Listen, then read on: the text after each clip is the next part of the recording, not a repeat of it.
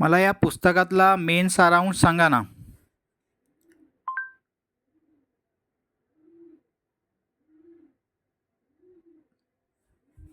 प्रमोद अग्निपंख हे केवळ doctor A. P. जे. अब्दुल कलाम यांच्या जीवनाची गाथा नाही, तर हे सामान्य परिस्थितीतून असामान्य यश मिळवण्याच्या भारतीय आत्मविश्वासाचे आणि स्वप्नांचे तत्त्वज्ञान आहे. यात रामेश्वरममधील त्यांचे बालपण, त्यांचे शिक्षक आणि भारताला स्वदेशी क्षेपणास्त्र तंत्रज्ञानात मिसाईल टेक्नॉलॉजी महासत्ता बनवण्यासाठी त्यांनी दिलेले महत्त्वपूर्ण योगदान तपशीलवार मांडले आहे.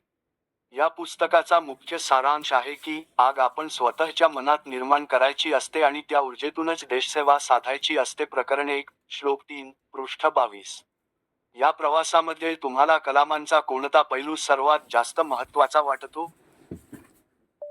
त्यांच्या बालपणातील त्यांचे स्ट्रगलबद्दल सांगा ना.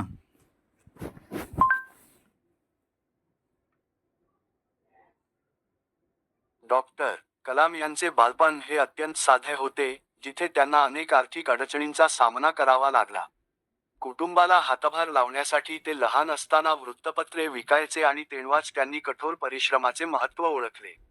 त्यांना उच्च शिक्षण घेण्यासाठी रामेश्वरम सोडून बाहेर जावे लागले. हा त्यांच्या जीवनातील सर्वात मोठा भावनिक आणि शैक्षणिक संघर्ष होता, ज्यामुळे त्यांची दृष्टी विशाल झाली. प्रकरण 2, श्लोक 15, पृष्ठ 45. या कठीण काळात त्यांच्यावर सर्वाधिक प्रभाव कोणाचा होता असे तुम्हाला वाटते?